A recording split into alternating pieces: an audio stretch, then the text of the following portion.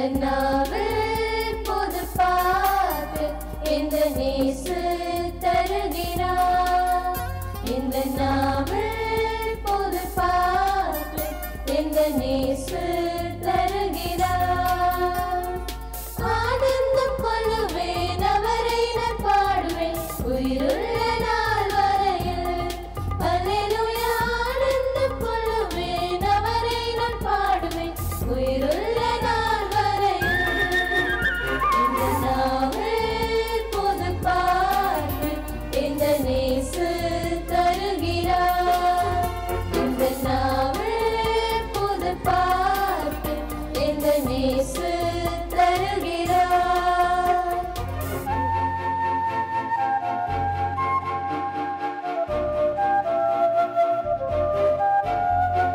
பாவ இருள் என்னை வந்து சூழ்ந்து கொள்கையில் தேவன் அவர் தீபமாய் என்னை தேற்றினார். பாவ இருள் என்னை வந்து சூழ்ந்து கொள்கையில் தேவன் அவர் தீபமாய் என்னை தேற்றினார். ஆனந்தம் கொள்ளுவேன் அவரை நான் பாடுவேன் உயிருள்ள நாள் வரையில். அல்லேலூயா. ஆனந்தம் கொள்ளுவேன் அவரை நான் பாடுவேன் உயிருள்ள நாள் வரையில். இந்த நாவில் புது பாட்டு இந்த நேசு தருகிறார். இந்த நாவில் புது பாட்டு இந்த நேசு தருகிறார்.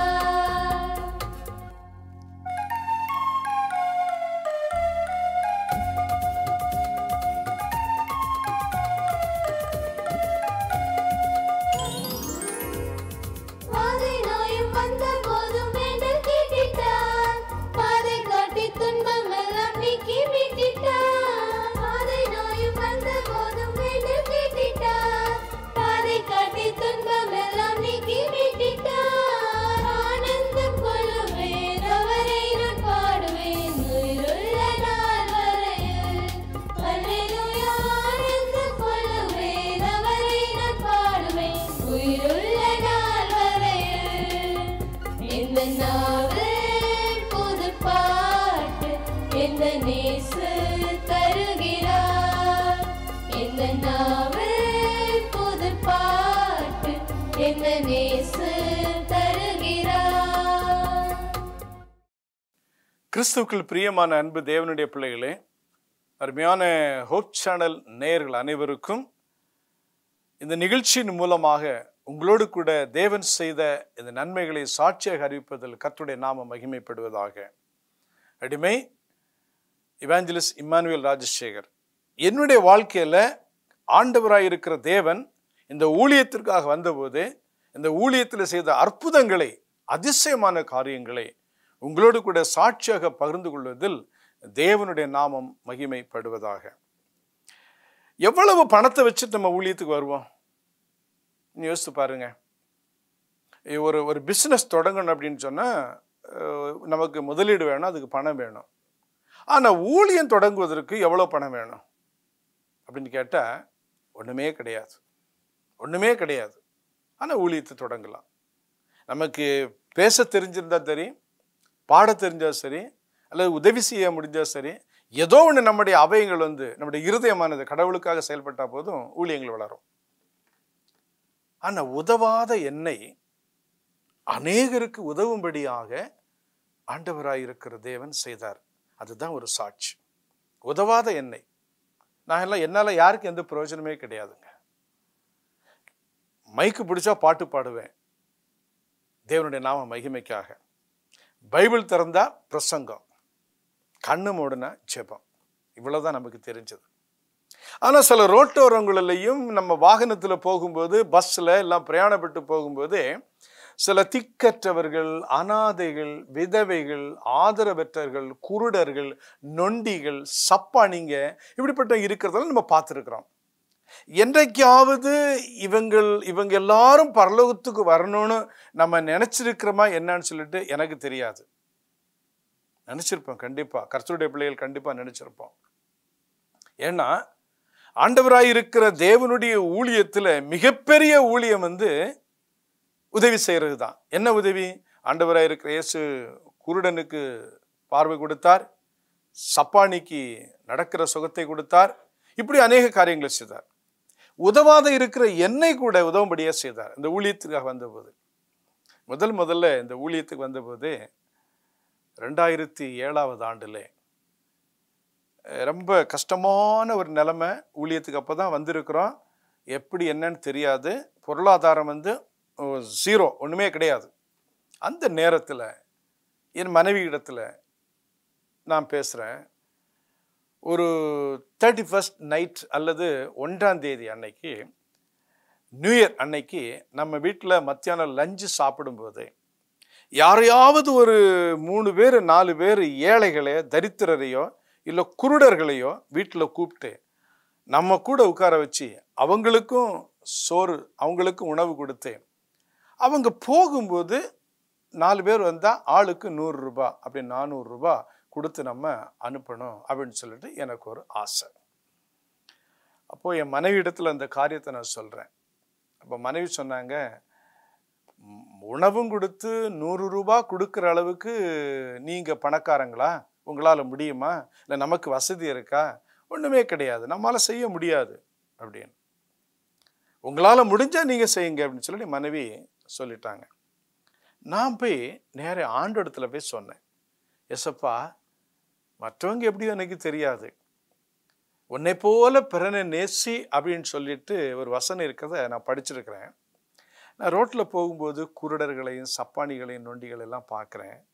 என்கிட்ட இங்கே ஒன்றுமே இல்லை, ஆனால் அவங்களுக்கு ஏதாவது செய்யணும்னு ஆசைப்படுறேன், உதவி செய்வீங்களா அப்படின்னு சொல்லிட்டு ஒரு ஜெபம் பண்ணுறேன் ஆண்டவர் சமூகத்தில்.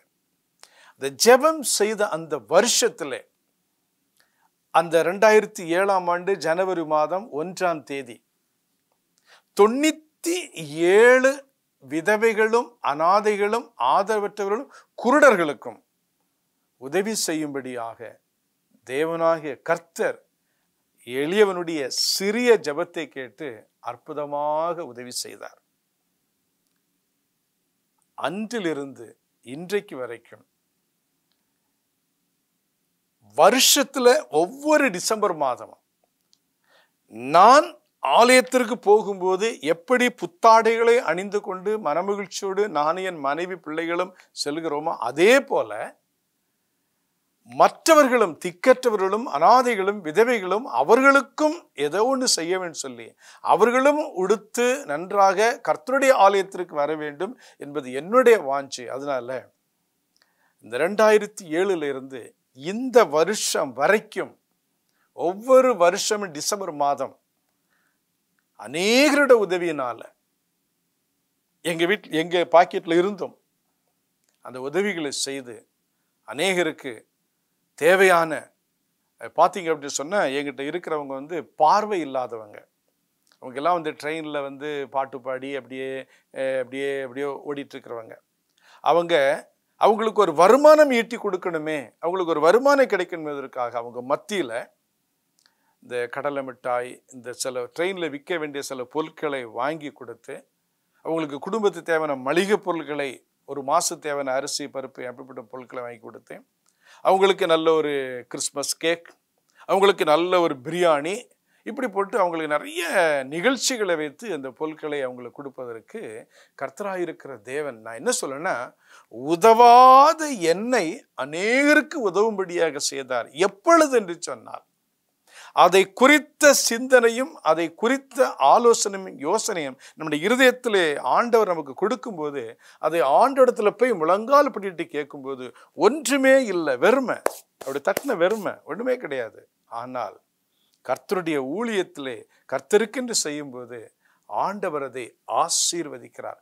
கொஞ்சத்தில் உண்மையாய் இருக்கிறவனை அநேகத்தில் ஆசீர்வதிப்பேன்னு சொல்லிட்டு ஆண்டவர் சொன்ன வார்த்தை இந்த அடிமையுடைய ஊழியத்துல அவ்வளவு அற்புதமாக, அவ்வளவு அதிசயமாக, ஒரு வருஷம் கூட தவறாமல், இந்த வருஷத்துல ஒரு முறை மட்டும் கிடையாதுங்க, அநேக நேரங்களில் அநேக குடும்பங்களுக்கு, பிள்ளைகளுக்கு பசியா இருக்கும்போது திடீர்னு ஆக்சிடென்ட் ஆகிடும், திடீர்னு குடும்பத்தில் வறுமை வந்துடும், திடீர்னு பிள்ளைகளுடைய படிப்புக்கு ஏதாவது ஃபீஸ் கட்டணும், இப்படி அநேகருக்கு உதவி செய்கிற அளவுக்கு தேவனாகிய கர்த்தர் அடியன் மூலமாக இந்த ஊழியத்தை செய்து கொண்டிருக்கிறார். இது வந்து ஒரு சமுதாய உதவி செய்கிற ஒரு ஊழியம். சமுதாயத்துக்கு நம்மால முடிஞ்சது எத்தனையோ பேர் நம்ம கண்ணால பார்க்குறோம் இல்லை? அப்படி நம்ம செய்ய ஆரம்பிக்கும் போது நமக்கு ஆண்டவர் ஜீவனை கொடுக்கிறாருங்க. நமக்கு நல்ல கண் பார்வை கொடுக்கிறாருங்க. நமக்கு நல்ல ஆசீர்வாதங்களை கொடுக்கிறாருங்க. நமக்கு என்ன நீண்ட ஆயுசை கொடுக்கிறாருங்க. நம்ம பார்க்கறதுக்கு, பேசுறதுக்கு, நடக்கிறதுக்கு என்னெல்லாம் ஆண்டவர் கொடுத்திருக்கிறார். யாம் பெற்ற இன்பம் இவ்வையகம் பெருக. நான் ஆண்டவரிடத்துல வாங்கினதை இந்த உலகத்துக்கு நம்ம கொடுக்கணும். அப்படி கொடுக்கும்போது கர்த்தராயிருக்கிற இயேசுவோட நாமம் மகிமைப்படுது, உயர்த்தப்படுகிறது. அவர்கள் ஆண்டவரே இயேசுவே நன்றி என்று சொல்லும்போது அந்த ஸ்தோத்திர பலி எத்தனை எத்தனை ஆனந்த களிப்பாக இருக்கிறது. இன்றைக்கு நம்ம அப்படிப்பட்ட காரியங்களை செய்து கொண்டிருக்கிறோமா? கொஞ்சம் யோசித்து பாருங்க. தகுதி இல்லாத, உதவாத என்னை வைத்து உதவும்படியாக செய்கிறார் என்று சொன்னால், உதவ முடியும்னு சொல்லக்கூடிய எத்தனையோ பேர் நீங்க பார்த்துட்டு இருக்கிறீங்களே, உங்களால ஒரு சின்னது கொடுங்களா? 4 பேர் சேர்ந்து சின்னது செய்யும்போது கொஞ்சம் பெருசாகும். சிறு துளி பெருவெள்ளம். அப்படிப்பட்ட ஊழியங்களை நாம் இணைந்து செய்வோம். கர்த்தர் உங்கள் அனைவரையும் அப்படி செய்யும்போது ஆசீர்வதிப்பார். பரலோகம் இந்த உலகத்தில் பார்க்க முடியுது. நாம் எல்லாரும் ஒரு நாள் அவருடைய ராஜ்யத்திற்கு போகும்போது அவர்களுடைய நற்கிரியைகளை கண்டு பரலோகத்திற்கிற பிதாவாகிய தேவன் சந்தோஷம் அடைகிறார்.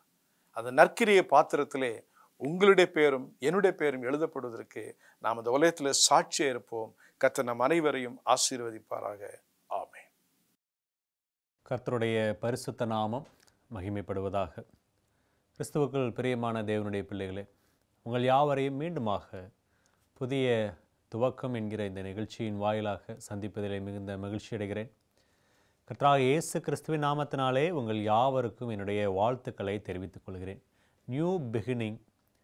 உங்களுடைய வாழ்க்கையிலே நீங்கள் கடந்த கால அனுபவங்களை மறந்து ஒரு புதியதான ஆரம்பத்திற்குள்ளாக கடந்து வர வேண்டும் என்பதே இந்த நிகழ்ச்சியின் நோக்கம். கர்த்தராகிய ஆண்டவருடைய நாமங்கள் நமக்கு அந்த புதிய துவக்கத்தை தரக்கூடியதாக இருக்கிறது. எதுவுமே இல்லாதவராக காணப்படுகிறோமா? நம்முடைய வாழ்க்கையினுடைய தேவைகள் அதிகமாக இருக்கிறதா? அந்த தேவைகளை எல்லாம் பார்த்து கொள்ளக்கூடிய தேவன் ஒருவர் இருக்கிறார். எனவே நீங்கள் புதிதாக துவங்குவதற்கு வருத்தப்பட தேவையில்லை. என்னுடைய வாழ்க்கை முழுவதும் நோயினால் நிரம்பியவளாக காணப்படுகிறேன். சரீரத்திலே பலனில்லை. என்னுடைய வாழ்நாள் முழுவதும் மருத்துவத்திற்காக நான் செலவு செய்து கொண்டிருக்கிறேன் என்ற கவலையோடு இருக்கிறீர்களா? சுகமளிக்கிற தேவன் நம்முடைய தேவனாக இருக்கிறார். பரிகாரியாகிய கர்த்தர் என்று வேதம் சொல்லுகிறது. கர்த்தர் நிச்சயமாக சுகத்தை தர வல்லமையுள்ள தேவனாக இருக்கிறார் என்பதை நாம் பார்த்தோம். உங்களுடைய வாழ்க்கையில் அது ஒரு புதிய துவக்கத்தை தர வேண்டும் என்று நாங்கள் விரும்புகிறோம். அன்பான தேவனுடைய பிள்ளைகளே, செய்தது எல்லாம் தோல்வி, கையிட்டது எல்லாம் வாய்க்காமல் இருக்கிறது என்று சொல்லி கவலையோடு இருக்கிறீர்களா?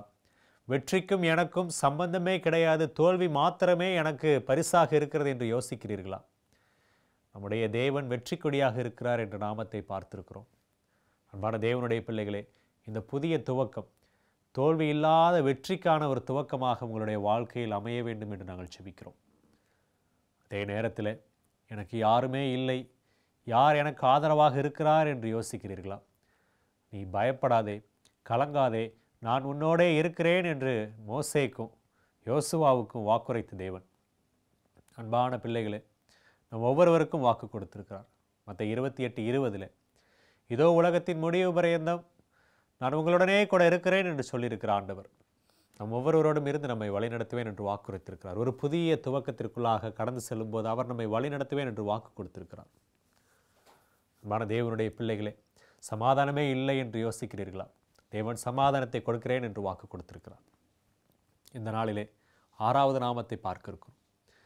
6வது நாமத்திலே நாம் தேவனுடைய மற்றொரு குணத்தை பார்க்க இருக்கிறோம். பார்த்த எல்லாம் அவருடைய குணத்தை பிரதிபலிக்கக்கூடிய நாமங்கள். பார்த்த வார்த்தைகள் எல்லாம் அவர் எப்படிப்பட்டவர் என்பதை நாம் அறிந்து கொள்ளும்படியான வார்த்தைகள். ஏனென்றால் சங்கீதம் 9:10 நாம் வாசித்தோம். கர்த்தாவே, உம்மை நோக்கி கூப்பிடுகிறவர்களை நீர் கைவிடுகிறதில்லை. ஆதலால் உம்மை அறிந்தவர்கள், உம்முடைய நாமத்தை அறிந்தவர்கள் உண்மையே நம்பியிருக்கிறார்கள் என்று சொல்லியிருக்கிறது. அவருடைய நாமத்தை நாம் அறிந்து கொள்ள வேண்டும் என்பதே இந்த செய்திகளுடைய நோக்கம். அறிந்து கொண்ட நாம் அவரையே நம்பியிருக்க வேண்டும் என்பதே இந்த செய்திகளுடைய நோக்கம். அவரே நம்பி இருக்கிற பிள்ளைகளை அவர் ஒருபோதும் கைவிட மாட்டார் என்பதை உணர்த்துவதற்காகவே இந்த செய்திகள் கொடுக்கப்படுகிறது. இந்த நாள் செய்திக்குள்ளாக கடந்து செல்வதற்கு முன்பதாக கண்களை மூடி ஜெபிப்போமா? அன்புள்ள ஆண்டவரே, அப்பா, இந்த நாளிலே நாங்கள் மற்றொரு நாமத்தை குறித்து படிக்க இருக்கிறோம். இத்தனை நாட்கள் நாங்கள் படித்த நாமத்தை மீண்டுமாக நினைவுபடுத்தி பார்க்கும் பொழுது கர்த்தர் எப்படிப்பட்டவர் என்பதை நாங்கள் மீண்டுமாக ருசித்து பார்க்கும்படியான அனுபவத்தை கொடுத்தீர். இந்த நாளிலே மற்றொரு நாமத்தை நாங்கள் படிக்க எங்களுக்கு பலன் தாரும். நீர் எங்களோடு பேசும். எங்களுடைய வாழ்க்கையில் நீர் எப்படிப்பட்டவர் என்பதை உணர்ந்து கொள்ளும்படியாக, உம்முடைய சத்திய வார்த்தைகள் சொல்லக்கூடிய வசனங்களை அறிந்து கொள்ளும்படியாக எங்கள் இருதய கண்களை திறந்தருளும். இயேசு கிறிஸ்து வழியாக ஜெபிக்கிறோம் நல்ல தகப்பனே, ஆமென். அன்பான தேவனுடைய பிள்ளைகளே, 5 நாமங்களை குறித்து நாம் படித்ததை மீண்டுமாக நினைவுபடுத்தி பார்த்தோம். இந்த நாளிலே 6வது நாமத்தை பார்க்க இருக்கிறோம். 6வது நாமம் ஜெகோவா ரா, ஆங்கிலத்திலே RAAH என்று வார்த்தை. இந்த வார்த்தை நாம் எங்கு பார்க்கலாம் என்று சொன்னால், நம்ம எல்லாருக்கும் தெரிந்த ஒரு சங்கீதம், 23வது சங்கீதம். இந்த 23வது சங்கீதத்திலே வரக்கூடிய மேய்ப்பர் என்கிற வார்த்தை தான் யெகோவா ரா. அன்பான தேவனுடைய பிள்ளைகளே, கர்த்தர் நம்முடைய மேய்ப்பராக இருக்கிறார். அவருடைய நாமம் நமக்கு என்ன சொல்லிக் கொடுக்கிறது என்று சொன்னால், அவர் நம்முடைய மேய்ப்பராக இருக்கிறார் என்று சொல்லிக் கொடுக்கிறது. சங்கீதம் 23 நாம் ஒரு சில நிமிடங்கள் தியானிக்க போகிறோம். 23வது சங்கீதத்திலே முதல் வசனம், கர்த்தர் என் மேய்ப்பராக இருக்கிறார், நான் தாழ்ச்சி அடையேன். அன்பான தேவனுடைய பிள்ளைகளே, மேய்ப்பர் என்று சொன்ன மாத்திரத்தில் ஆடுகளுக்கும் மேய்ப்பனுக்கும் இருக்கக்கூடிய அந்த உறவை குறித்து நாம் சற்று அறிந்து கொள்ள வேண்டும். ஆட்டுக்கும் மேய்ப்பனுக்கு இருக்கக்கூடிய அந்த உறவானது நிச்சயமாக நம்முடைய கலாச்சாரத்தின் அடிப்படையில் நாம் பார்க்க போவது கிடையாது. இது இந்த வேதாகமத்தினுடைய எபிரேய முறைப்படி நமக்கு வரப்பட்ட கலாச்சாரத்தை நாம் பார்க்க போகிறோம். நம்முடைய நாட்டிலே மேய்ப்பர்கள் பின்னாக செல்லுகிறதை நாம் பார்ப்போம். ஆனால் அந்த கலாச்சாரத்திலே மேய்ப்பர்கள் முன்னாக செல்லுவார்கள். ஏன் முன்னாக செல்கிறார் என்று சொன்னால் வசனம் சொல்கிறது, அவர் என்னை புல்லுள்ள இடங்களில் மேய்த்து அமர்ந்த தண்ணீர்கள் அண்டையில் என்னை கொண்டு போய் விடுகிறார். முன்பாக சென்று அந்த ஆடுகளுக்கான அந்த மந்தைக்கான வழியை ஆயத்தப்படுத்தக்கூடியவராக, எல்லாவற்றிலும் இது சரியான இடமா, இந்த இடத்துல போகலாமா என்று சோதித்து பார்த்து நலமான வழியிலே அந்த மந்தையை நடத்துகிற ஒருவராக மேய்ப்பரானவர் காணப்படுகிறார். மேய்ப்பர் என்று சொல்லும் பொழுது வழி நடத்துபவர் என்று நாம் நினைக்கலாம். மேய்ப்பர் என்று சொல்லும்போது நம்மை வழிநடத்தி செல்லக்கூடியவர் என்று நாம் பார்க்கலாம். இந்த வழி நடத்தக்கூடியவரை குறித்து நாம் அநேக இடங்களிலே வாசிக்க முடியும். அவர் எப்படியெல்லாம் வழி நடத்தி இருக்கிறார் என்று சொல்லி நம்ம பார்க்கும் பொழுது ஆதியாகமத்திலிருந்து வெளிப்படுத்தின விசேஷம் வரைக்கும் அவருடைய வழிநடத்தலை குறித்து அநேக ஆச்சரியமான விஷயங்களை நாம் பார்க்க முடியும். அன்பான தேவனுடைய பிள்ளைகளே, அவர் எப்படியெல்லாம் வழி நடத்தினார் என்றால், இஸ்ரவேல் ஜனங்களுக்கு அவர் முன்பாக சென்றார். இதோ நான் உங்களுக்கு முன்பாக போகிறேன் என்று சொல்லி, கர்த்தருடைய தூதனானவரை முன்பாக அனுப்புகிறேன் என்று சொல்லி ஆண்டவர் மோசேக்கு வாக்கு கொடுத்ததை நாம் கடந்த முறை நாம் படித்தோம். மீண்டுமாக அந்த சம்பவத்தை நான் உங்களோடு பகிர்ந்து கொள்ள ஆசைப்படுகிறேன். யாத்திராகமம் 32ஆம் அதிகாரத்திலே நாம் அந்த சம்பவத்தை வாசிக்கும் பொழுது அவர் சொல்லுவார், கர்த்தாவே, நீர் எனக்கு முன்பாக செல்லவில்லை என்று சொன்னால் எங்களை இவ்விடத்திலிருந்து போக பண்ணாதிரும். யாத்திராகமம் 33ஆம் அதிகாரம் 15வது வசனம். கர்த்தர் தான் முன்பாக செல்லுகிறவர். ஏன் முன்பாக செல்லுகிறவர் என்று சொன்னால் அவரே வழிநடத்தக்கூடியவர். இந்த 23வது சங்கீதத்திற்கு அநேக விளக்க உரைகள் எழுதப்பட்டிருக்கிறது. இதில் சொல்லப்பட்ட 6 வசனங்களுக்கு அநேக 1000 பக்கங்கள் நிறைய அநேகர் விளக்க உரை எழுதியிருக்கிறார்கள். அன்பான தேவனுடைய பிள்ளைகளே, இந்த நாள் செய்தியிலே ஒரே ஒரு கருத்தை மாத்திரம் நான் உங்களுக்கு வலியுறுத்தி கூற விரும்புகிறேன். அதற்காக ஒரு சில எடுத்துக்காட்டுகளையும் ஒரு சில வேத வசனங்களையும் உங்களோடு பகிர்ந்து கொள்ள ஆசைப்படுகிறேன். அந்த ஒரே ஒரு காரியம் என்னவென்றால், தேவன் நமக்கு முன்பாக சென்று நம்மை வழிநடத்தக்கூடிய தேவனாக இருக்கிறார். அந்த தேவன் நமக்கு முன்பாக செல்லுவதினாலே நாம் எதை குறித்தும் கவலைப்பட தேவையில்லை. நமக்கு முன்பாக சென்று நம்மை மேய்க்கிற தேவனாக காணப்படுகிறார். அவர் எப்படிப்பட்ட மேய்ப்பராக இருக்கிறார் என்று சொன்னால், புல்லுள்ள இடங்களில் மேய்த்து, நம்ம அதை பார்த்தோம். நமக்கு தேவையான தேவைகளை, நம்முடைய தேவைகள் அனைத்தையும் சந்திக்கிற தேவனாக இருக்கிறார். அவர் பார்த்து கொள்ளக்கூடிய தேவனாக இருக்கிறார் என்று பார்த்தோம். இந்த சங்கீதத்தில் நாம் பார்த்த எல்லா நாமங்களுடைய எடுத்துக்காட்டுகளையும் வாசிக்க முடியும். இந்த 23வது சங்கீதத்திலே கர்த்தரை மேய்ப்பராக பார்க்கிறோம். 2வது வசனத்தை வாசிக்கும் பொழுது, அவர் என்னை புல்லுள்ள இடங்களில் நடத்தி மேய்த்து அமர்ந்த தண்ணீர்கள் அண்டையில் என்னை கொண்டு போய் விடுகிறார். நம்முடைய தேவைகளை சந்திக்கிற தேவனாக இருக்கிறார் என்பதை பார்க்கிறோம். 3வது வசனம், அவர் என் ஆத்துமாவை தேற்றி நம்முடைய நாமத்து நிமித்தம் என்னை நீதியின் பாதைகளில் நடத்துகிறார். நான் மரண இருளின் பள்ளத்தாக்கிலே நடந்தாலும் பொல்லாப்புக்கு பயப்படேன், தேவரீர் என்னோட கூட இருக்கிறேன். யெகோவா ஷம்மா, தேவன் நம்மோடு இருக்கிறார் என்று பார்த்தோமே. தேவனுடைய பிள்ளைகளை நாம் பார்த்த எல்லா நாமங்களையும் உள்ளடக்கின ஒரு சங்கீதம். அந்த சங்கீதத்தினுடைய முதல் வசனம் யெகோவா ரா, தேவன் நம்முடைய மேய்ப்பராய் இருக்கிறார் என்று. உங்களுடைய வாழ்க்கையிலும் என்னுடைய வாழ்க்கையிலும் எவ்வளவு கடினமான சூழ்நிலையில் இருந்தாலும் அதை குறித்து கவலைப்பட தேவையில்லை. ஏனென்றால் நமக்கு முன்பாக செல்கிறவர் யார் என்றால் நம்முடைய மேய்ப்பனாகிய இயேசு கிறிஸ்து. இந்த மேய்ப்பனை குறித்து வேதத்திலே நாம் வாசிக்கும் பொழுது 100வது சங்கீதம் 100வது சங்கீதத்தில் 3வது வசனத்திலிருந்து நாம் வாசிக்கும் பொழுது, கர்த்தரே தேவன் என்று அறியுங்கள், நாம் அல்ல அவரே நம்மை உண்டாக்கினார், நாம் அவர் ஜனங்களும் அவர் மேய்ச்சலின் ஆடுகளுமாக இருக்கிறோம். அன்பான தேவனுடைய பிள்ளைகளே, ஒரு வசனத்தை நாம் வாசித்தோம். அந்த வசனத்திலிருந்து நாம் என்ன புரிந்து கொள்ள வேண்டும் என்றால், அவர் நம்மை மேய்க்கிறார் என்பது நிமித்தமாக நாம் அவருக்கு கட்டுப்பட்டவர்கள் என்பதை அறிந்து கொள்ள வேண்டும். அந்த கட்டுப்பாடு என்பதை நாம் ஒருபோதும் மறக்கக்கூடாது. தன்னுடைய கட்டுப்பாட்டிற்கு உள்ளாக ஆடுகள் இருக்கிற வரையிலே அந்த மேய்ப்பன் அந்த ஆட்டை சரியான முறையில் பராமரிக்க முடியும். எப்பொழுது அது தன்னுடைய கட்டுப்பாட்டை மீறி அந்த மந்தையை விட்டு பிரிந்து செல்கிறதோ அப்பொழுது அந்த ஆட்டை தேடி அந்த மேய்ப்பன் செல்லுகிறான். ஆனாலும் அதை கண்டுபிடிக்கிற வரையிலே அந்த ஆட்டுக்கான பாதுகாப்பை அந்த மேய்ப்பன் கொடுக்க முடியாது.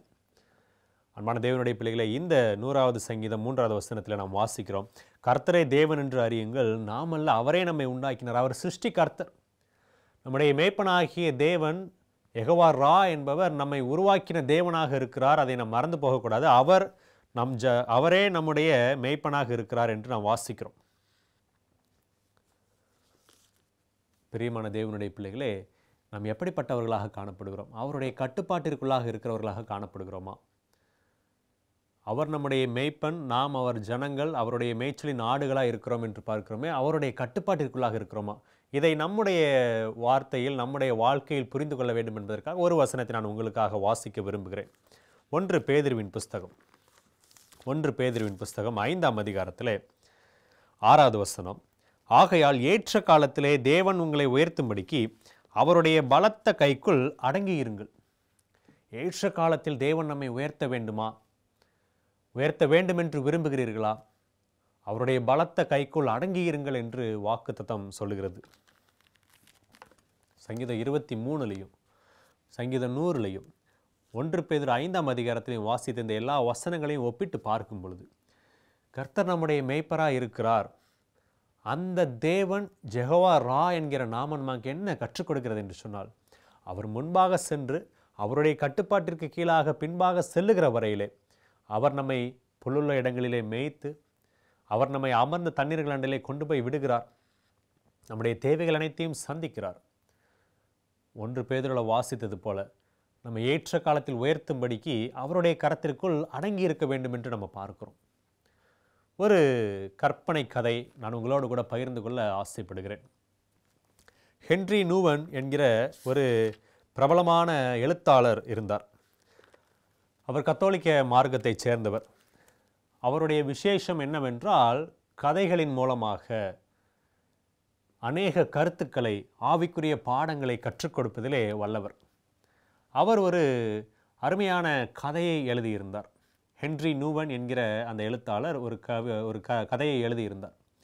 அந்த கதை எதை குறித்ததானது அப்படின்னு சொன்னால், நாம் இப்போ வாசித்தோமே, தேவனுடைய கட்டுப்பாட்டிற்குள்ளாக இருப்பது, தேவனுடைய மேய்ச்சலின் ஆடுகளாக இருப்பது என்று சொல்லி இதை குறித்த ஒரு பாடத்தை கொடுப்பதற்காக அவர் ஒரு கதையை எழுதியிருந்தார்.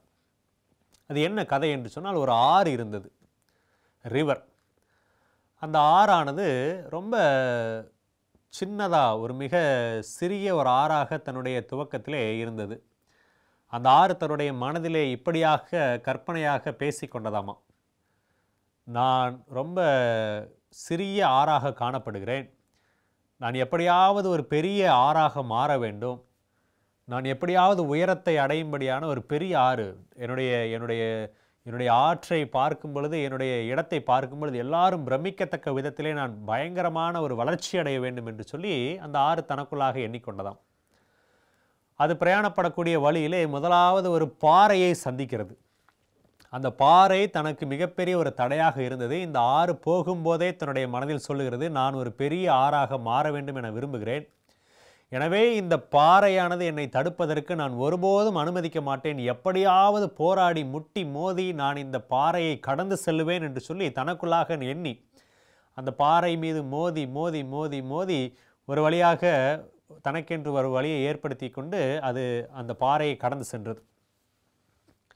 அப்படியே போய்கொண்டிருக்கக்கூடிய வேளையிலே அடுத்து ஒரு மிகப்பெரிய மலையை சந்திக்கிறது. அந்த ஆறு கடந்து வருகிற பாதையில் பாறைக்கு பின்பாக அடுத்தது தன்னுடைய பாதையிலே ஒரு மலையை சந்திக்கிறது, மிகப்பெரிய மலை. அந்த மலையை பார்த்த மாத்திரத்திலே எப்படி பாறையை நான் கடந்து வந்தேனோ அதே போல இந்த மலை என்னை தடுப்பதற்கு நான் அனுமதிக்காமல் இந்த மலையையும் கடந்து செல்வேன் என்று சொல்லி தனக்குள்ளாக பேசிக்கொண்டு அந்த மலை மீது மோதி மோதி மோதி மோதி மலைக்கு நடுவாக அதற்கு ஒரு வழி ஏற்பட்டு ஒரு கேனல், அந்த வழியாக அது அடுத்த மலையினுடைய அப்புறத்திற்கு வந்து விட்டது. இப்போ அந்த ஆறு தன்னுடைய மனதில் நினைக்கிறதாமா, பாறையை கடந்து விட்டேன், மலையை கடந்து விட்டேன், நான் இன்னும் கொஞ்சம் பிரயாணப்பட்டால் நிச்சயமாக நான் நினைத்த அந்த உயரத்தை அடைய முடியும், என்னால் மிகப்பெரிய ஒரு ஆறாக மாற முடியும் என்று சொல்லி மனதிலே பயங்கரமான சந்தோஷத்தோடு பயணம் செய்து கொண்டிருக்கிறது. இப்படி பயணம் செய்து கொண்டிருக்கும் போதே அந்த ஆறு அடுத்து எங்கே போகுது அப்படின்னு சொன்னால் ஒரு மிகப்பெரிய வனாந்தரத்தை சந்திக்கிறது. அந்த வனாந்தரம் அடர்த்தியான காட்டுப்பகுதி, அநேக மரங்களால் நிறைந்திருந்தது. அப்போது இந்த ஆறு தன்னுடைய மனதிலே சொன்னது, இத்தனை மரங்கள் நிறைந்த இந்த காட்டுப்பகுதியானது என்னை தடுப்பதற்கு நான் ஒருபோதும் அனுமதிக்க மாட்டேன், எப்படியாவது இந்த காட்டுப்பகுதியை கடந்து நான் செல்வேன் என்று சொல்லி அந்த ஆறானது தன்னுடைய இருதயத்திலே சொல்லி அதையும் கடந்து சென்றது. அந்த காட்டுப்பகுதியை கடந்து செல்லும்போது அந்த காட்டுப்பகுதியில் இருந்த மரங்களினுடைய நிலத்தடி நீர் எல்லாவற்றையும் எடுத்து அந்த ஆறானது கடந்து செல்லும்போது மிகப்பெரிய ஒரு ஆறாக மாறினது. இப்போ அது தன்னுடைய மனதில் நினைத்தது, நான் சிறிய ஆறாக இருந்தபோது பாறை தடுக்க நினைத்தது முடியவில்லை, மலை தடுக்க நினைத்தது முடியவில்லை, ஒரு காடு தடுக்க நினைத்தது முடியவில்லை, இப்பொழுது நான் மிகப்பெரிய ஆறு, என்னை யாராலும் தடுக்க முடியாது என்று நினைத்தது. நினைத்து கொண்டிருந்த மாத்திரத்திலேயே சற்று நேரத்தில் ஒரு மிகப்பெரிய பாலைவனம் வந்தது. அந்த பாலைவனத்தை நெருங்கும் பொழுது இந்த ஆறு சொன்னது, நான் சிறியதாக இருந்தபோதே யாரும் என்னை தடுக்க முடியவில்லை, இப்பொழுது நான் ஒரு மிகப்பெரிய ஆறு, இந்த பாலைவனம் என்னை நிச்சயமாக தடுக்க முடியாது என்று சொல்லி அது வேகமாக பாலைவனத்தை நோக்கி செல்கிறது. எவ்வளவு வேகமாக சென்றதோ அவ்வளவு வேகமாக பாலைவனத்தின் உஷ்ணமான மணல்கள் அந்த தண்ணீரை உறிஞ்ச ஆரம்பித்தது. உறிஞ்சி எடுத்தது நிமித்தமாக அந்த தண்ணீர் குறைந்து மிகப்பெரிய அந்த ஆறானது சின்ன சின்ன குட்டைகளாக பிரிந்து இப்பொழுது ஓடுகின்ற ஆறு ஓடாதபடிக்கு குட்டைகளாக தேங்க ஆரம்பித்தது. அன்பான தேவனுடைய பிள்ளைகளே, அந்த ஆறு தன்னுடைய மனதிலே அப்பொழுது நினைத்தது, இதற்கு மேல் நான் என்ன செய்வேன்? அப்பொழுது வானத்திலிருந்து ஒரு சத்தம் உண்டானது. இது ஒரு கற்பனை கதை. வானத்திலிருந்து ஒரு சத்தம் உண்டானது, போதும், இதற்கு மேல் நீ பிரயாசப்பட தேவையில்லை, என்னிடத்தில் ஒப்புக்கொடு, நான் உன்னை வழி நடத்துகிறேன் என்று சொல்லி. உடனே அந்த ஆறு சொன்னது, நான் ஒப்புக் கொடுக்கிறேன், என்னை வழி நடத்தும் ஆண்டவரே என்று. அப்போ ஆண்டவர் என்ன செய்தார் என்று சொன்னால், சூரியனை பயன்படுத்தி அந்த தண்ணீரை ஆவியாக உறிஞ்சி அதை மேகங்களாக மாற்றி பலத்த காற்றினாலே அந்த மேகத்தை பாலைவனத்தை கடந்து அப்பால் அநேக தூரங்களுக்கு கடந்து செல்லும்படியாக செய்து அந்த மேக கூட்டங்களிலிருந்து மீண்டுமாக மழையாக பொழியச் செய்து மிகப்பெரிய ஒரு ஆறாக மீண்டுமாக தேவன் மாற்றினார். அன்பான தேவனுடைய பிள்ளைகளே, இது ஒரு கற்பனை கதை. இதை எதற்காக நான் இவ்வளவு நேரம் எடுத்து உங்களுக்கு சொல்கிறேன் என்று சொன்னால், கர்த்தர் நம்முடைய மேய்ப்பராக இருக்கிறார், அவர் நம்மை வழி நடத்துவார், அவர் நம்மை புல்லுள்ள இடங்களிலே மேய்ப்பார், அவருடைய பலத்த கரத்திற்குள்ளாக அடங்கி இருக்க வேண்டும், அப்பொழுதுதான் உயர்வை பெற முடியும் என்று நான் சொல்லியிருக்கிறேன். நான் வேதத்திலிருந்து சொல்லியிருக்கிறேன். ஆனாலும் சிலர் நினைக்கலாம், எங்களுடைய சொந்த பிரயாசத்தினாலே எங்களுடைய சொந்த முயற்சியினாலே நாங்கள் இதை செய்கிறோமே, எங்களுடைய சொந்த பிரயாசத்தினாலும் எங்களுடைய சொந்த முயற்சியினாலும் நாங்கள் வெற்றியை பெறுகிறோமே, வெற்றியை பெற்ற எங்களுக்கு எதற்கு தேவன் என்று சிலர் நினைக்கலாம். அன்பான தேவனுடைய பிள்ளைகளை, உங்களுடைய வாழ்க்கையிலும் நீங்கள் பாறையை ஜெயித்திருக்கலாம், உங்களுடைய வாழ்க்கையிலே நீங்கள் மலையை ஜெயித்திருக்கலாம், உங்களுடைய வாழ்க்கையில் நீங்கள் காட்டை ஜெயித்திருக்கலாம். ஆனால் ஒரு பாலைவனம் உங்களுக்கு முன்பாக வரப்போகிறது. அந்த பாலைவனத்தில் நீங்கள் என்ன செய்வீர்கள்? அந்த பாலைவனம் உங்களுக்கு எப்படிப்பட்ட பாலைவனமாக வேண்டுமானால் இருக்கலாம். உங்களுடைய வேலையில் தோல்வியாக இருக்கலாம், உங்களுடைய வாழ்க்கையில் பிரச்சனையாக இருக்கலாம். அந்த பாலைவனத்திலிருந்து உங்களை விடுதலை செய்வதற்கு தேவனால் மட்டுமே முடியும். அந்த பாலைவனத்திலிருந்து உங்களை வழிநடத்தி செல்வதற்கு தேவனால் மட்டுமே முடியும். அன்பான தேவனுடைய பிள்ளைகளே, தேவனுடைய கரத்திற்குள்ளாக அடங்கி இருக்க வேண்டும். அவரே நம்முடைய மேய்ப்பன் என்பதை உணர்ந்திருக்க வேண்டும். அந்த மேய்ப்பனுடைய கரத்திற்குள்ளாக அடங்கி இருக்கும் பொழுது நிச்சயமாக அவர் நம்மை அபரிவிதமாக ஆசீர்வதித்து வழி நடத்துவார். வேதாகமத்திலே ஒரு சில வசனங்களை உங்களுக்காக நான் வாசிக்க ஆசைப்படுகிறேன். 25வது சங்கீதத்திலே 25வது சங்கீதம் 12வது வசனம். கர்த்தருக்கு பயப்படுகிற மனுஷன் எவனோ அவனுக்கு தாம் தெரிந்து கொள்ளும் வழியை போதிப்பார். நிறைய நேரங்களிலே நாம் அவருடைய மேய்ச்சலின் ஆடுகள் என்பதை மறந்து போகிறோம். அந்த நதி எப்படி தன்னை ஒரு பொருட்டாக எண்ணி தன்னால் எல்லாவற்றையும் செய்ய முடியும், என்னை தடுப்பதற்கு ஒருவராலும் முடியாது என்று நினைத்ததோ அதே போல நிறைய நேரத்தில் ஆடுகள் என்ன நினைக்கும்னு சொன்னால் மேய்ப்பனுக்கு அடங்காதபடிக்கு சுட்டித்தனமாக சுற்றுகிற ஆடுகளாக காணப்படும். அதுவே வழிதப்பி போகிற ஆடுகளாக இருக்கும். அன்பான தேவனுடைய பிள்ளைகளே, நாம் அப்படிப்பட்ட வழிதப்பி போன ஆடுகளைப் போல இல்லாதபடிக்கு தேவனுடைய கட்டுப்பாட்டிற்குள்ளாக தேவனுடைய சத்தத்திற்கு கீழ்ப்படுகிற ஆடுகளாக காணப்படுவோம். அப்பொழுது வேதம் சொல்கிறது, கர்த்தருக்கு பயப்படுகிற மனுஷன் எவனோ அவனுக்கு தாம் தெரிந்து கொள்ளும் வழியை போதிப்பார். மேய்ப்பன் முன்பாக செல்லும்போது தனக்கு கீழ்ப்படுகிற ஆடுகளுக்கு அந்த வழியை அவர் காட்டுவார், போதிப்பார். அதே போலவே கர்த்தருக்கு கீழ்ப்படிந்து நாம் நடக்கும் பொழுது அவருக்கு பின்பாக நாம் செல்லக்கூடிய வழியை அவர் நமக்கு காண்பிப்பார். அன்பான தேவனுடைய பிள்ளைகளே, எல்லா சூழ்நிலைகளிலும் ஒன்றை மட்டும் நாம் மனதில் வைத்துக்கொள்ள வேண்டும். நாம் எந்த சூழ்நிலையில் இருந்தாலும் 4வது வசனம் 23வது சங்கீதத்திலே, நான் மரண இருளின் பள்ளத்தாக்கிலே நடந்தாலும் பொல்லாப்புக்கு பயப்படேன், தேவரீர் என்னோட கூட இருக்கிறீர், உமது கோலும் உமது தடியும் என்னை தேற்றும். மேய்ப்பனுடைய வேலையை குறித்து வேதத்திலே வாசிக்கும் பொழுது அந்த கோலையும் அந்த தடியையும் குறித்து வாசிக்கும் பொழுது அது தேற்றக்கூடியதாக இருக்கிறது. நம்முடைய மேய்ப்பராகிய ஆண்டவராகிய இயேசு கிறிஸ்து நம்மை தேற்றுகிறவராக காணப்படுகிறார். மேய்ப்பனின் சங்கீதம் என்று இந்த சங்கீதத்தை நாம் வாசிக்கிறோமே, நம்முடைய வாழ்க்கையிலே நாம் தேற்றுதலுக்கு நாம் யாராவது நம்மை தேற்ற மாட்டார்களா என்று ஏங்குவதற்கு அநேக நேரங்கள் இருந்திருக்கிறது. அந்த நேரங்களிலெல்லாம் நம்மை தேற்றுவதற்கு அவரே ஒருவராக இருந்தார். அவர் யாரை கொண்டாகிலும் நம்மை தேற்றி இருப்பார். அன்பான தேவனுடைய பிள்ளைகளே, 32வது சங்கீதத்தில் 8வது வசனத்தை நான் வாசிக்க ஆசைப்படுகிறேன். நான் உனக்கு போதித்து நீ நடக்க வேண்டிய வழியை உனக்கு காட்டுவேன், உன்மேல் என் கண்ணை வைத்து உனக்கு ஆலோசனை சொல்லுவேன்.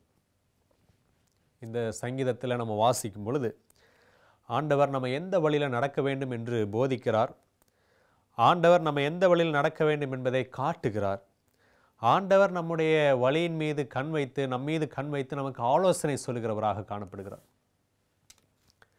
ஒரு மேய்ப்பனுக்கும் ஆட்டுக்கும் இடையேயான அந்த உறவை குறித்து வாசிக்கும் பொழுது சில குட்டிகளை ஆடானது ஏற்றுக்கொள்ளாமல் இருக்கக்கூடிய நிலைமையை பார்க்க முடியும். அப்படிப்பட்ட அந்த ஆட்டுக்குட்டிகளை மேய்ப்பன் என்ன செய்வான் என்று சொன்னால், தன்னுடைய தோளோடு வைத்து தன்னுடைய உடலோடு உடலாக வைத்து அவன் அந்த ஆட்டுக்குட்டிக்கு தேவையான அனைத்தையும் செய்து பராமரிப்பு செய்கிறவனாக காணப்படுவான். அன்பான தேவனுடைய பிள்ளைகளை, நம்முடைய ஆண்டவராகிய தேவனும் அப்படித்தான். நம்மீது கண் வைத்து நாம் எப்படி வழிதப்பி போனாலும் நம்மீது கண் வைத்து நம்ம எப்படி இருக்க வேண்டும் என்று சொல்லி ஆலோசனை சொல்கிற தேவனாக காணப்படுகிறார். பிரியமான தேவனுடைய பிள்ளைகளே, அவர் நம்மீது கண் வைத்திருக்கிறார். நமக்கு ஆலோசனை சொல்வதற்கு அவர் ஆவலோடு காத்திருக்கிறார். 10வது வசனம் சொல்கிறது, துன்மார்க்கனுக்கு அநேக வேதனைகள் உண்டு, கர்த்தரை நம்பி இருக்கிறவனையோ கிருபை சூழ்ந்து கொள்ளும். கர்த்தரை நம்பி இருக்கிறோமா? கர்த்தர் நம்முடைய மேய்ப்பராக இருக்கிறார் என்பதை அறிந்திருக்கிறோமா? அப்படி அறிந்திருக்கிற நாம் அவரையே நம்பி இருக்கிறோமா? 33வது சங்கீதத்தில் 21வது வசனம், அவருடைய பரிசுத்த நாமத்தை நாம் நம்பி இருக்கிறபடியால் நம்முடைய இருதயம் அவருக்குள் கலிகூரும், கர்த்தாவே நாங்கள் உண்மையே நம்பி இருக்கிறபடியே உமது கிருபை எங்கள் மேல் இருப்பதாக. ஆடுகள் தன்னுடைய மேய்ப்பனை மாத்திரமே நம்பி இருக்கும், வேறு யாரையும் நம்ப முடியாது.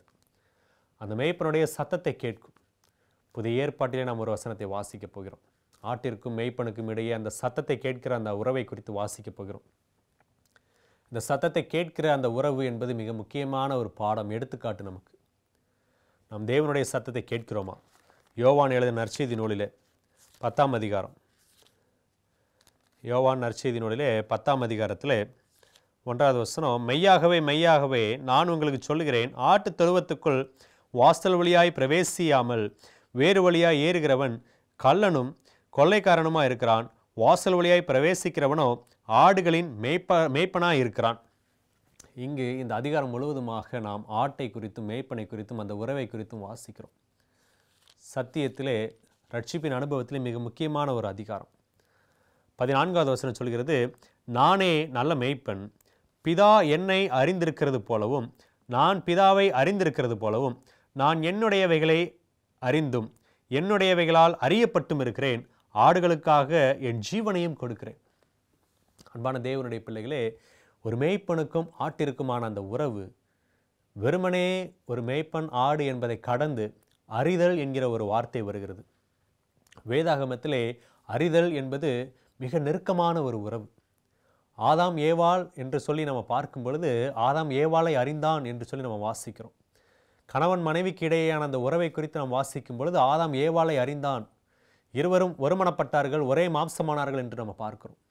அன்பான தேவனுடைய பிள்ளைகளே, அறிதல் என்பது தெரிந்திருப்பதை காட்டிலும் ஆழமான அர்த்தத்தை உடைய ஒரு வார்த்தை.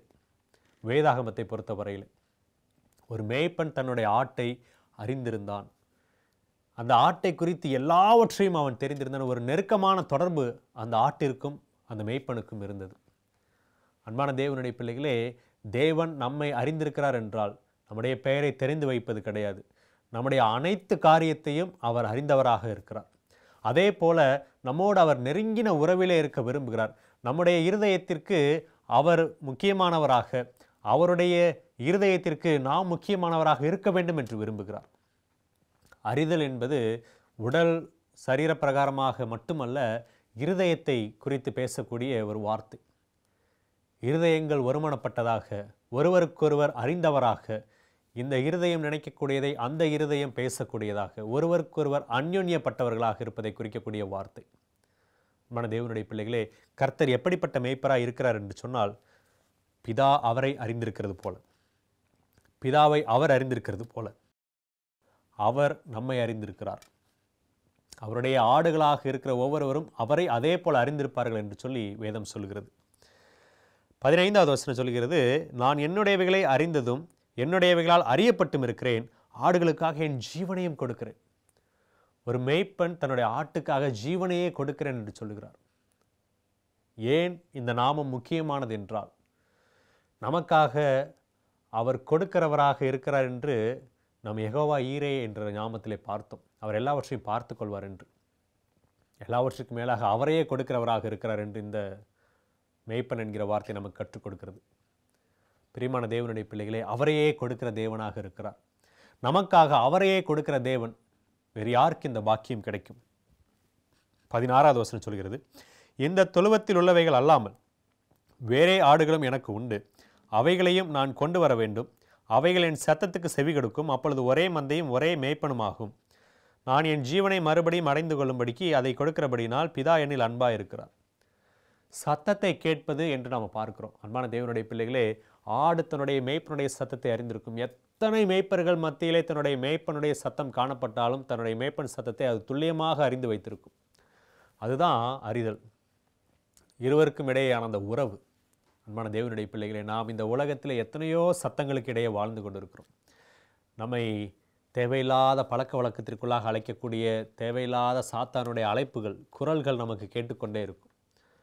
ஆனால் தேவனுடைய சத்தமும் நமக்கு கேட்கிறது. தேவனுடைய சத்தம் எது என்பதை அறிந்து கொள்ளக்கூடிய அளவிற்கு நாம் அவருடைய ஜனங்களாக இருக்கிறோமா? நம்முடைய தேவைகளை பார்த்து கொள்வார், நமக்கு சுகத்தை கொடுக்கிறார், நமக்கு வெற்றியை கொடுக்கிறார், நம்மோடு கூட இருக்கிறார், எல்லாம் சரிதான், நமக்கு சமாதானத்தை தருகிறவராக இருக்கிறார். அதே நேரத்தில் நம்மை அறிந்த தேவனாக இருக்கிறார், நம்முடைய மேய்ப்பராக இருக்கிறார். நாம் அவரை அறிந்திருக்கிறோமா? நாம் அவரை அறிந்தவராக, அவரை முற்றிலுமாக நம்புகிறவர்களாக இருக்கிறோமா? யோசித்து பார்க்க வேண்டும். ஏசாயா 40ஆம் அதிகாரத்தில் 11வது வசனத்தை உங்களுக்காக வாசிக்கிறேன். ஏசாயா 40ஆம் அதிகாரம் 11வது வசனம். மேய்ப்பனை போல தமது மந்தையை மேய்ப்பார், ஆட்டுக்குட்டிகளை தமது புயத்தினால் சேர்த்து தமது மடியிலே சுமந்து கரவலாடுகளை மெதுவாய் நடத்துவார். மேய்ப்பன் தன்னுடைய ஆடுகளை எப்படி நடத்துகிறார் என்று நம்ம வாசித்தோம். அன்பான தேவனுடைய பிள்ளைகளை தம்முடைய புயத்தினால் சேர்த்து, நம்மையும் ஆண்டவர் அப்படி சேர்த்து கொள்ளக்கூடிய மேய்ப்பனாக இருக்கிறார். நம்மீது அவர் அரவணைப்போடு இருக்கக்கூடிய, அன்போடு இருக்கக்கூடிய நபர் என்பதை காட்டக்கூடிய நாமம் இந்த ஜெகோவா ரா என்கிற நாமம். பிரியமானவர்களே, எவ்வளவு அன்பான தேவன் நமக்கு இருக்கிறார். அப்படிப்பட்ட அன்பான தேவன் நமக்கு ஆலோசனை கர்த்தராக இருக்கிறார். அந்த அன்பான தேவன் நாம் நடக்க வேண்டிய வழியை காட்டுகிற தேவனாக இருக்கிறார். அந்த அன்பான தேவன் நமக்கு முன்பாக சென்று எல்லாவற்றையும் சரி செய்கிற தேவனாக இருக்கிறார். நான் உனக்கு முன் சென்று கோணலான யாவையும் செவைப்படுத்துவேன் என்று ஆண்டவர் வாக்கு கொடுத்திருக்கிறார். நம்மை வழி நடத்துகிற மேய்ப்பனாக இருக்கிறார். எதை குறித்தும் கவலைப்பட வேண்டிய அவசியம் கிடையாது. ஆடுகள் மேய்ப்பனை நம்பும் பொழுது மேய்ப்பன் காட்டக்கூடிய வழியிலே சமாதானத்தோடு சந்தோஷத்தோடு செல்லும். அதே போல் தேவனை நம்பும் பொழுது நாம் எதை குறித்தும் கவலைப்படாமல் அவரை நம்பி அவருக்கு பின் செல்வோமானால் 1 பேதுரு 5:6 வாசிக்கிறது போல் அவருடைய கரத்திற்குள் அடங்கி இருப்போமானால் கர்த்தர் ஏற்ற காலத்தில் நம்மை உயர்த்துவார். அன்பான தேவனுடைய பிள்ளைகளை கர்த்தர் உயர்த்தும்படியாக அவருடைய கரத்திற்குள்ளாக ஒப்புக் கொடுப்போமா? கண்களை மூடி ஜெபிப்போம். அன்புள்ள ஆண்டவரே, இந்த நாளுக்காக நன்றி செலுத்துகிறோம். கர்த்தாவே, நாங்கள் இந்த நாளிலே நீர் எங்களுக்கு மேய்ப்பராக இருக்கிறீர் என்பதை மீண்டுமாக நினைவுபடுத்தினோம். அநேகருக்கு தெரிந்த காரியத்தை மீண்டும் நினைவுபடுத்தி இருக்கிறோம். கர்த்தாவே, நாங்கள் உம்முடைய மேய்ச்சலின் ஆடுகளாக இருக்கிறோம். ஆடு மேய்ப்பன் என்கிற உறவிலே ஒருவருக்கொருவர் அறிதல் என்கிற அந்த சத்தியத்தை நீர் இந்த நாளில் எங்களுக்கு கற்றுக் கொடுத்திருக்கிறீர். கர்த்தாவே, நாங்கள் உம்மை முற்றிலும் அறிந்தவர்களாக, நீர் எப்படி எங்களை அறிந்தவராக இருக்கிறீரோ அதே போல் நாங்கள் உம்மை அறிந்தவர்களாக இருக்க கிருபை தாங்க. கர்த்தாவே, நீர் எங்கள் மேய்ப்பராக இருந்து எங்களை வழி நடத்தும். இயேசு கிறிஸ்துவிலே ஜெபிக்கிறோம் நல்ல தகப்பனே, ஆமென்.